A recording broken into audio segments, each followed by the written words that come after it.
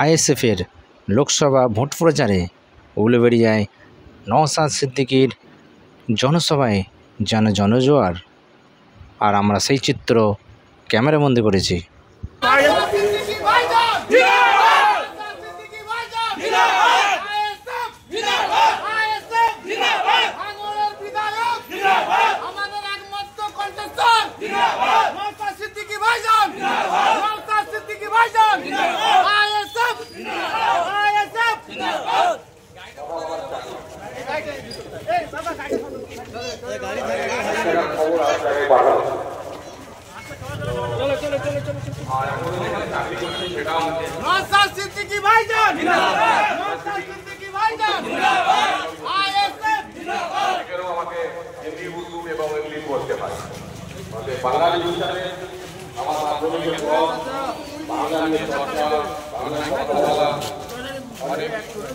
BJP সবকা সাথ সবকা বিকাশ বললেও আদানি আমাদের সাথ দেয়।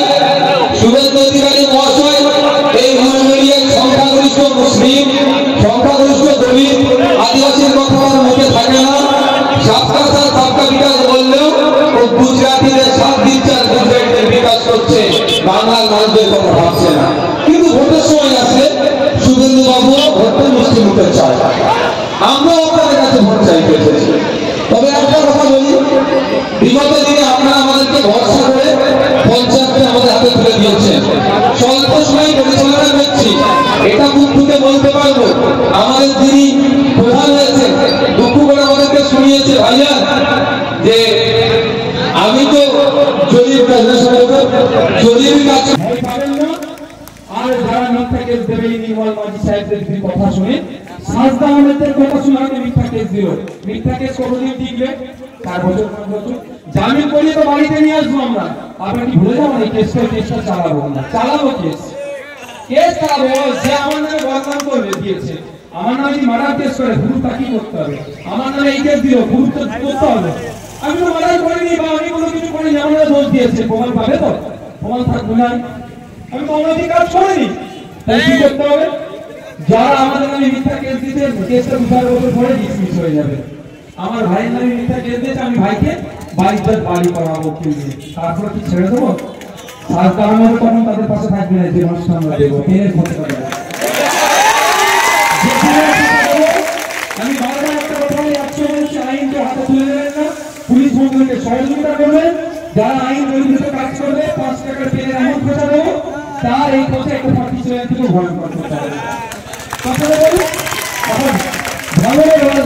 ভাঙড়ের মুকুটবিহীন স্বঘোষিত সম্রাট আরাবুল ইসলাম জেলের ভাত খাচ্ছে, কিন্তু আইএসএফের ট্রেনের খোঁজা দেবে না।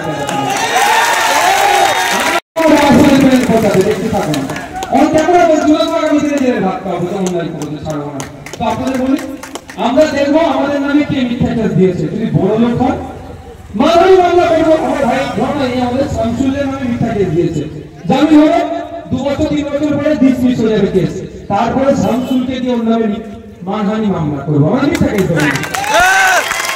আমি একটু মানহানি মামলা দেবো, দেখবো যে দাদা দিদিদের কথা শুনে এর নামে কে মামলা দিয়েছে। যদি বড় লোক হয় বা গরিব হয়, কি দেখে নেবো। মানহানি মামলা 2 রকম ভাবে হয়, একটা হচ্ছে টাকা পয়সা ডিমান্ড হয়, আর একটা জেলের, একটা সিভিল, একটা ক্রিমিনাল।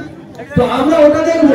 যদি বড় লোক শামসুলের নামে মিথ্যা মামলা দেয়, ওই দাদা দিদিদের কথা শুনে জেল খাটে, সেই মানহানি মামলাটা দেবো। আর যদি গরিব মানুষ দাদা দিদির কথা শুনে চর্বি জমে আমার ছেলের নামে মিথ্যা কেস দেয়, ওর নামে টাকার মামলাটা দেবো।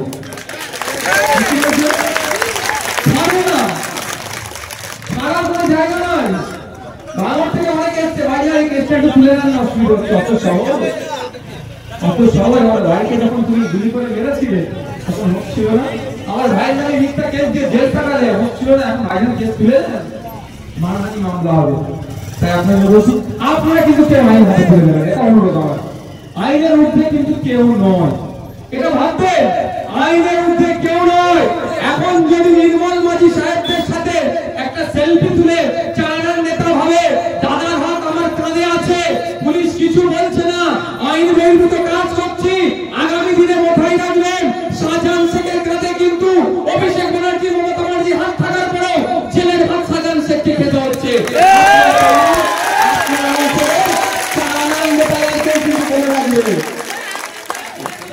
মমতা ব্যানার্জির মাথায় 4 হাত ছিল, এই সরি অনুব্রত মণ্ডলের মাথাতে হাতটা কার ছিল? মমতা ব্যানার্জির হাত।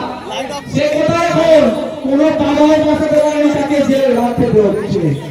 পার্থবাবুর সাথে একাধিক নেতাদের হাত ছিল, মমতা ব্যানার্জি অভিষেক ব্যানার্জির হাত ছিল।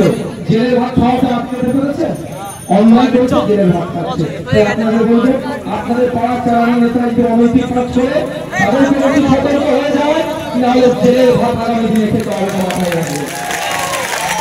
আমরা চাই সহযোগিতার রাজনীতি, আমরা চাই মারামারি হানাহানি বিহীন রাজনীতি, আমরা চাই রক্তপাতহীন রাজনীতি, আমরা চাই মমতা ব্যানার্জি শুভেন্দু অধিকারীকে ডেকে যেমন বিধানসভার মধ্যে চাপ খাইয়েছে, এখানকার কাজরা এই মোড়ে তৃণমূল বিজেপি আইএসএফ কংগ্রেস দেখার দরকার নাই।